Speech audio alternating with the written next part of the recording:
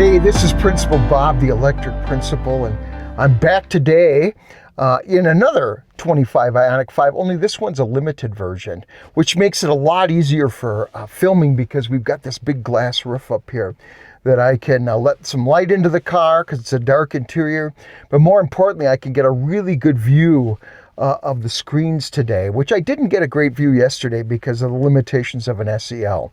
But today is going to be a better day. And the goal today is to charge this car with Electrify America today. Right here, I have a charging converter that will work nicely. We'll plug in the Electrify America plug into here. Then we'll take this and put it into our Tesla ported IONIQ 5 2025. And then we're going to let it rip and see what it's going to do. Now, I'm trying to make this battery work as well as I can. Right now, when I started the car this morning, I simply turned on the battery preheating about 40 minutes ago. I started that. How did I do that? Well, I just went to the home screen. I touched the EV button right here. If I touch this little gear, I can just hit activate and it will start. Now, right now, you saw the little symbol that, hey, it's no longer available because I've already got this car heated up to where it needs to be. So if I drive it, I'll make sure that's engaged on the way there when I get a few miles away. And we've got the car preheated. We are ready to go, and we'll be able to do that. And right now, that preconditioning was taking up quite a bit of energy. It was taking up about 4.5 kilowatts worth of energy per hour. And I used 84% so far of the energy on just battery care, because it does take quite a bit of energy to do the battery care. But it's worth it because when we get there, we are going to have faster charging times. So we're going to drive this car. We're going to get going. I'll show you a few features of the car after we get done with this. On the following video, we'll kind of go through the car. But today, it's all about how fast is this car going to charge on a DC fast charger at Electrify America. I know it's 38 degrees, but we'll get some idea of at least how it works. And it's not a scientific study, right? I mean, I'd have to do 100 different cars on 100 different days and all kinds of different variable in terms of temperature to really get an idea of how effective this is going to be. But for today, we're going to see how fast this particular car charges. When we get to the Electrify America chargers in Greeley, and Greeley has 8 of them. They've got a boatload of chargers. So I'm just going to connect, and here we've got our map of North America already. We've got our device already connected. We've got the Regency Center in Greeley all set to go. I'm simply going to put my phone down right here on this charging bed and let that work away. And, I've used the wireless charging and the Bluetooth Apple CarPlay for a couple days. It's solid, folks. There's nothing wrong with it. I didn't have to reset or restart anything. That makes me happy. But here we go. We're off, and next time I'm talking to you, we're going to be at Greeley, and we're going to be charging. Hey, we've reached the Electrify America, and, it was about a 20-minute journey. Battery's down to about 20%, 37 miles worth of range on this thing. So what I did was, of course, I used Apple Maps to get here, but I'm going to touch the EA, and, it gives me choices, right? I know I'm right next to Greeley here, but I've got 2 plans, folks. I've got one for my IONIQ 5, and I've also got a regular EA plan for using with my Fords, and my Mini Cooper. I forget how many I have. And I do that because you can't use your Electrify America 2-year free plan with other cars. They will be on to you in no time. And if you continue to abuse that plan, they're going to take it away from you. So I've got right on my Apple CarPlay, I'm just going to hit plans. I'm going to hit Electrify America. It's going to show me the pricing of it. And I'm going to set this as my default plan right now because I don't want to abuse my privileges and lose my 2 years. Now, on this car, there is no free 2 years of you because we've gone away from that plan of giving 2 free years of electricity in an effort to help clear up all the congestion. So now that I've got that set, I am ready to head outside in the car, and I'm going to plug this in. So just stay tuned for a couple of minutes. I'll be right with you. Is I'm going to pull out this beast, of course, heavy duty, and I'm going to haul it over to the other side. Is I'm going to have to plug this in to my adapter. And so we're going to do that quickly, right? We're just going to fit the two parts together. That's all there is to it, right? We got to make sure we have it the right way, though. Right? We got to have it fit together, just like when I do my Ford. It's no different. I'm going to open up the charging port. I'm going to plug it in.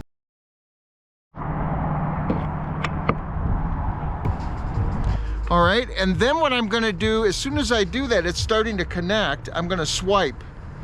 All right, and it should take no longer in real time to do this. It's connecting to the vehicle. It says it's charging me 56 cents, which might be too much because I've got a plan here, but we'll see if that works. And away we go. So now we have connected. It recognizes that I am on the charger, and away we go. Let's go back inside the car. That the main screen's a nice large screen. It's showing me 52 minutes of time remaining. I'm at 159 kilowatts right now on a cold day, about 37 degrees right now. Would I like more? Yeah, but that's not bad. Hey, so we're clipping along right now at 183.9 kilowatts at 53% battery power. So we're doing quite well here, and it will not be long till we're done. So we just hit 56%, and before that we were at 180 kilowatts, just kind of screaming along here. And all of a sudden, you know, we hit 57% and we had a drop. So we'll see if we have any more cycling like that where it goes down and up. I've had that before as well. We're at 162.5 kilowatts right now. We've got about 10 minutes to go to finish this particular charge. Now, I'm pretty happy with this right now. I really am.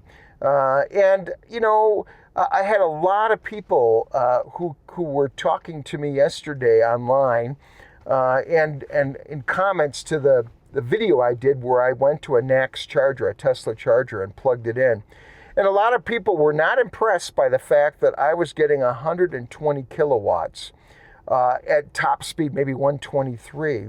And it's like, wow, that's great. I got a Tesla charging port, and now I can charge at half the speed or at lower speeds. And they're kind of missing the point, you know, and that is that, first of all, if I had a Model 3 and I went to that 250 kilowatt, and I had one, right? I had two Teslas, and I plugged into that.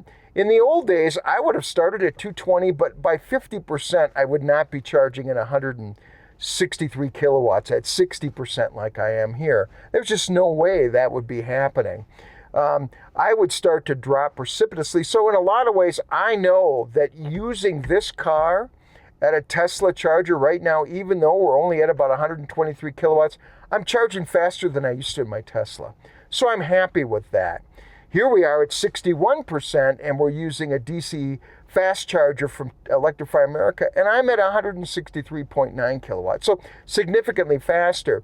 So anytime I can use a fast charging CCS charger, I'm going to do that. I'll use that because why wouldn't I use that? I'd use it every single time because I'm going to get faster charging. But the point is, those Tesla chargers that are 250 kilowatts are located in all kinds of places that there still are not CCS chargers.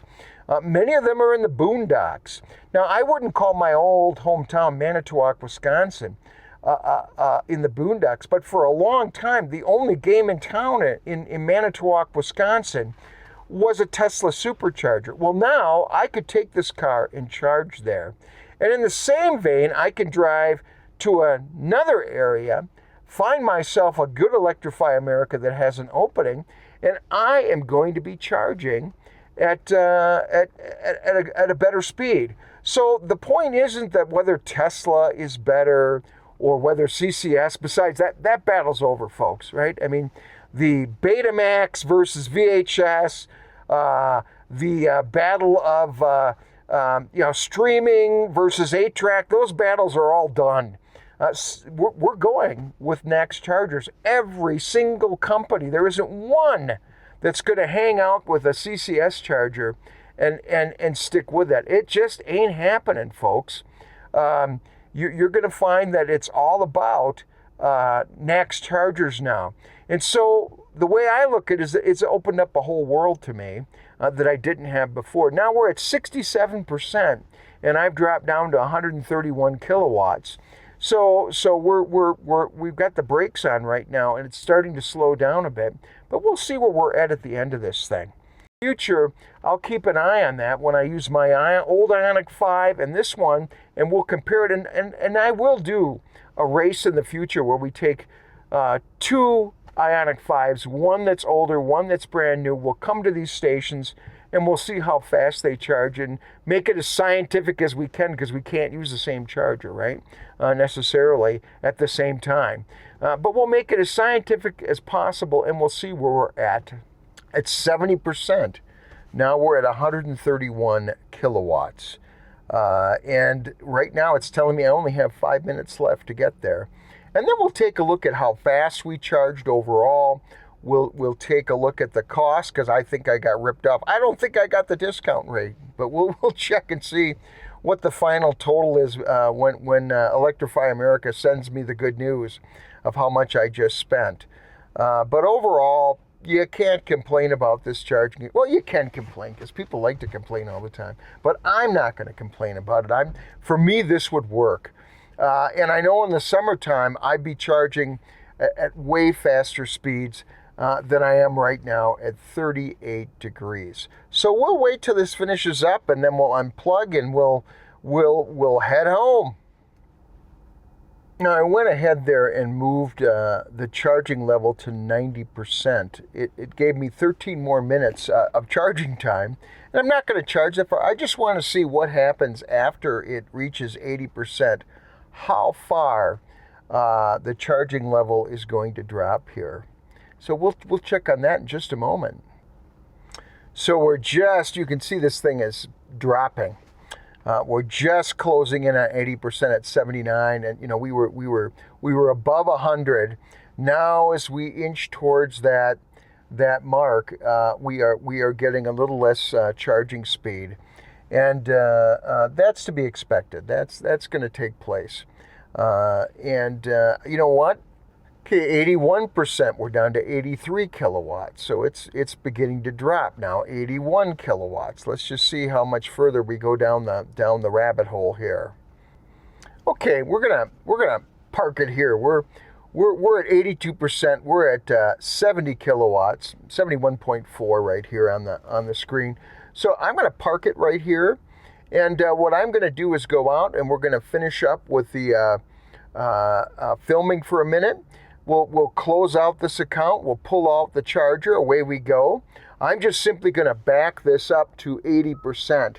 And it's going to tell the system that I am done charging, that I've reached maximum charging, drop down to 0, and we're ready to unplug. Right, we're at Electrify America, and we just finished charging, so I'm going to come around the car a little bit. I don't want to make anybody dizzy. Turn this way. I'm going to just see how difficult it is to pull this bugger out. I'm going to make sure, so we're going to see how difficult it is. I'm just going to actually disconnect the Electrify America charger, just pull it, and the whole thing came out. So that's what it did.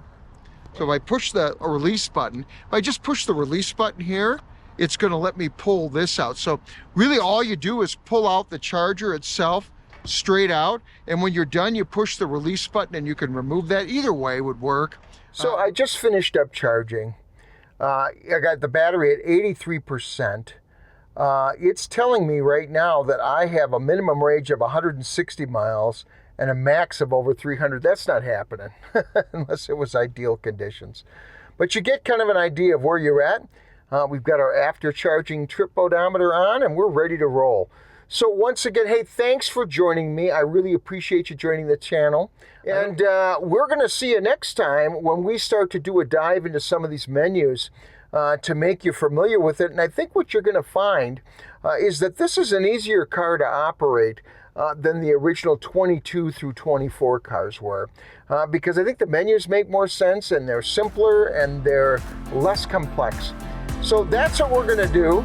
So once again, thank you for joining the channel. We'll see you soon.